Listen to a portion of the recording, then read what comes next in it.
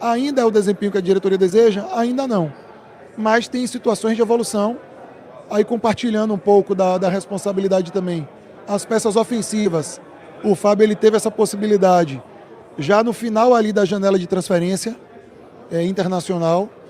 Os reforços estrearam ali na semana da semifinal contra o Flamengo.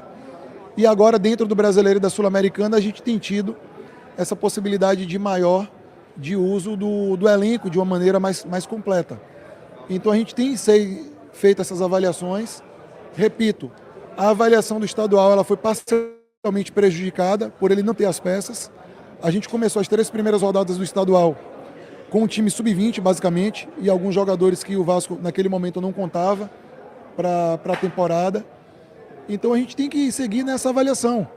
É natural, eu entendo a pressão sobre o trabalho do treinador, entendo a pressão sobre o meu trabalho também enquanto executivo, a pressão que às vezes o torcedor faz sobre o presidente, porque a maioria das críticas do torcedor é buscando a melhoria do clube.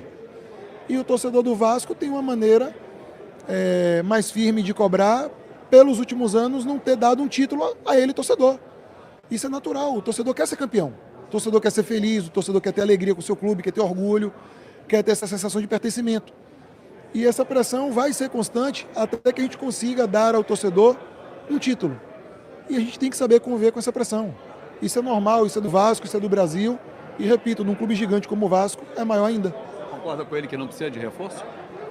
Para essa janela atual, concordo. Agora, para o meio do ano, a gente vai sim fazer uma qualificação do elenco também. Uma outra coisa que muito se fala é que a janela de transferência sempre é muito cara para comprar. Mas os nossos jogadores da base não têm saído num valor muito alto, pelo menos é o que tem sido divulgado. Como é que vocês estão fazendo essas negociações de saída dos ativos? Olha, a gente não tem, deixa eu tentar lembrar aqui para não ser impreciso, nenhum destaque do Vasco foi vendido em definitivo desde a chegada do presidente Pedrinho. A gente tem um empréstimo do Figueiredo ao América, junto com o Cauã Barros, o Lucas Eduardo emprestado ao Cuiabá, JP emprestado ao Avaí, Leandrinho emprestado ao Shabab da Arábia. E aí, Fábio, você pode até me completar se teve algum... Os valores que estão sendo fixados não são valores baixos em relação ao que o Vasco compra. O Vasco comprou Lloyd, comprou Garré, comprou Nuno, comprou Maxime, Jean, e alguns nem performam, né? Tem atletas que nem o passe fixado foi. Por exemplo, o Leandrinho, que é um potencial destaque, um jogador que jogou o Sul-Americano Sub-20 pela Seleção Brasileira. O Vasco teve um desconto de 50% no valor da dívida, contraída ainda na época da 777, pela compra do Paulinho. 50% do perdão da dívida, alongamento do prazo de pagamento desse 50% restante em 8 meses, e ainda recebeu um valor pelo empréstimo do Leandrinho, e o passe do Leandrinho não foi nem fixado. O Shabab não tem nenhuma opção de comprar o Leandrinho por nenhum valor. Então, assim, às vezes a gente não pontua todos os detalhes contratuais pelas cláusulas de confidencialidade, mas o patrimônio do Vasco a gente tem buscado proteger. O Ryan a gente teve proposta de 2 dígitos, digamos assim, de euro, e o Vasco não quis negociar naquele momento, por entender que o atleta merecia ficar mais tempo dentro do Vasco. Agora, como qualquer clube, a gente em determinados momentos pode fazer negociações de atletas para buscar a qualificação do nosso elenco. A venda de jogadores é uma receita determinante para todos os clubes do futebol brasileiro. Clubes que buscaram se estruturar tiveram necessidade em determinados momentos de negociarem os seus principais jogadores. A gente pode pegar os 2 clubes no Brasil que mais venceram campeonatos nos últimos anos, que foram o Palmeiras e o Flamengo. Os 2 negociaram ativos formados na casa. E a questão dos valores que cada clube negocia envolve também um aspecto de mercado. Claro que às vezes é uma conversa chata falar isso com o torcedor, mas, por exemplo, a gente ontem jogou pela Sul-Americana, foi a primeira partida internacional oficial do Vasco em 5 anos.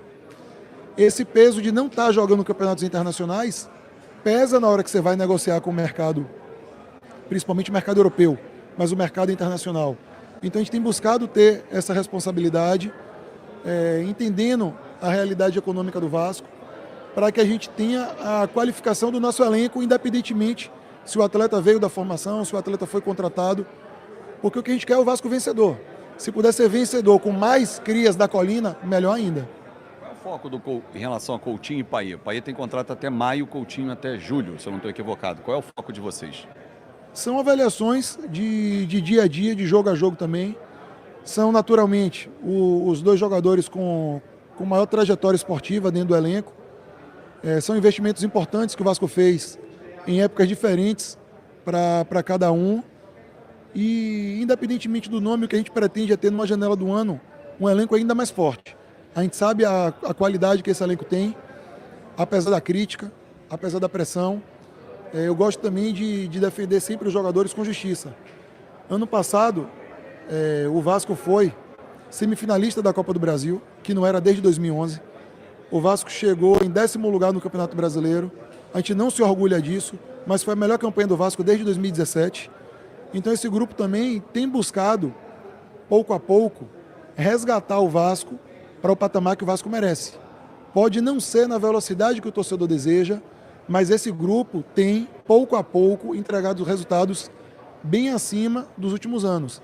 Se pegar no ranking de clubes da CBF no ano passado, o Vasco saiu do 21º lugar para o 15º. Foi um avanço de 6 posições, foi o clube que mais avançou posições entre os 30 primeiros do ranking e foi o 5º em pontos acumulados no ano. Está longe da posição que o Vasco tem que estar, né? Está longe da posição que o Vasco tem que estar, concordo contigo.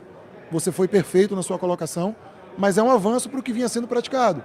E o avanço no futebol, muitas vezes, é degrau a degrau. A gente não quer que o Vasco suba igual foguete e caia igual cometa. A gente quer que o Vasco se fortaleça, que o Vasco cresça, que o Vasco dê o orgulho que o torcedor Cruz Maltino merece. A gente sabe dessa responsabilidade. É fácil o torcedor ouvir isso? Não, não é fácil. É chato pra caramba ter que falar isso. Mas a gente tem que ser realista. O presidente Pedrinho não quer vender ilusão pro torcedor, quer trabalhar com responsabilidade financeira, quer melhorar o patrimônio do Vasco. Eu acredito que daqui a 40, 50 dias vocês já vão ver mudanças dentro do centro de treinamento do Vasco. No segundo semestre a gente pretende fazer uma mudança ainda maior no centro de treinamento, que está travada, não por decisão do Vasco, mas por uma necessidade da Prefeitura do Rio de fazer uma obra na comunidade ali da Cidade de Deus, e a gente tem que respeitar o poder público. E fora isso é trabalhar, tentar dar resultados positivos, que o torcedor quer isso, é resultado positivo. Só para fechar contigo, Marcelo, tirar uma dúvida, quando da decisão de poupar 8 jogadores contra o Corinthians, passou por vocês também ou foi único exclusivamente da comissão técnica? Não, a decisão passa pelo departamento de futebol, diretoria, coordenador técnico, comissão técnica, fisiologia, performance, todos nós participamos. A gente faz mais do que uma reunião semanal com cada departamento. Agora, a palavra final, a adesão final, sempre cabe ao treinador. O treinador que escolhe quem são os jogadores que vão a campo ou não vão. Mas as decisões são sempre compartilhadas e a gente tem... Vocês sabiam que seriam 8? Sabíamos. E são 19 jogos da retomada do campeonato, o início da Série A, até a primeira pausa da data FIFA de junho, são 19 jogos sem folga durante a semana. São jogos meio de semana e final de semana. Não dá para um jogador jogar em alto nível, em alta intensidade, esses 19 jogos seguidos. Em alguns momentos é preciso rodar o elenco. Aí você pode questionar e eu acho normal que cada torcedor também tenha o seu direito de posicionar. É melhor girar o elenco aos poucos? É melhor girar o elenco um time titular e, entre aspas, um time considerado o reserva? Aí é o questionamento que é legítimo que cada um faça.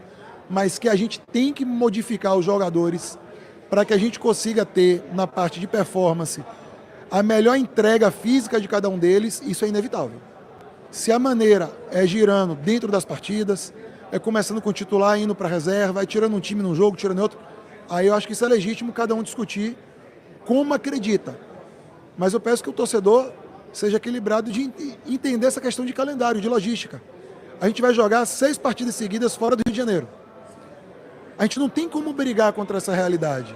A gente tem que se adaptar e buscar extrair o melhor retorno possível com os dados que a gente tenha para dentro de campo a gente dar o retorno que a gente precisa ter. Então são decisões difíceis de tomar, mas são necessárias. O que o torcedor talvez tenha estranhado foi o número, né? 8 jogadores, porque a gente imaginava, qualquer torcedor, vai tirar 3, 4, o Felipe que vem de um desgaste, o Paulinho de uma cirurgia, mas aí minha pergunta é exatamente, vocês sabiam que seriam 8 e respaldaram, toma a melhor decisão, foi isso?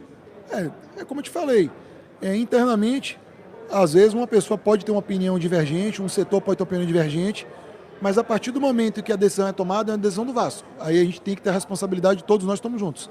E foi compartilhado. Foi compartilhado. Desculpa, Marcelo, só fazer uma última pergunta que me veio à cabeça aqui. O teu papel, porque muita gente fala assim, o Marcelo não participa das contratações, ele só executa, ele vai para lá e negocia. Você participa na hora da escolha técnica também? Olha, a parte técnica tem um peso maior na tomada de decisão da comissão técnica, da área de scout e do diretor técnico Felipe. Eu entro mais na parte negocial dos contratos, se é empréstimo, se é compra, o valor, a questão salarial, multa. Eu entro mais nessa parte administrativa. Eu cuido mais do departamento de futebol, dessa parte, digamos, a parte mais chata do futebol, né? Logística, contratos, saúde e performance, a ligação com a divisão de base, futebol feminino. E participo na área técnica, pontuo minha opinião, mas o peso maior da escolha de quais jogadores vão ser contratados ou quais jogadores vão ser liberados é da área técnica, que é onde está esse tripé. Comissão técnica, não é só o treinador, é a comissão técnica, os scouts e o diretor técnico Felipe. Para fechar com você e te liberar, você não fugiu de nenhuma pergunta. Agradeço a você, o torcedor também está aqui falando a mesma coisa. Rayan e Léo Jardim, já que você falou que é uma coisa chata, mas são renovações de contrato, né? Como é que está a questão do Rayan? O contrato já está nas mãos dele, ele vai renovar? Porque você falou, recebemos proposta de 2 dígitos e achamos que não era o momento. Tem uma próxima janela que é muito melhor, obviamente, que é de montagem de elenco lá fora. E o Léo Jardim? Porque ele trouxe um preparador particular, está aqui com ele no Rio de Janeiro, o que mostra que ele quer investir e ficar por aqui. O Rayan está muito próximo da gente ter um comunicado oficial, mas de antemão eu já agradeço ao próprio Rayan, ao seu pai Valquimar e aos agentes Nenezini e Bruno pela postura que tiveram com o Vasco. Então, assim, a família e os agentes foram muito parceiros do Vasco da Gama nessa, digamos, futura renovação contratual. Em breve a gente vai poder oficializar isso. O Jardim, ele já teve uma proposta do Vasco em suas mãos, o empresário já nos deu uma primeira devolutiva. Essa semana a gente deve voltar a tratar desse tema. E a gente espera também que o Léo fique conosco mais tempo. O desejo do Vasco é que ele tenha uma renovação de 4 ou 5 anos. Isso fica a critério dele, de qual período ele tem essa preferência. E em breve a gente vai ter essas novidades.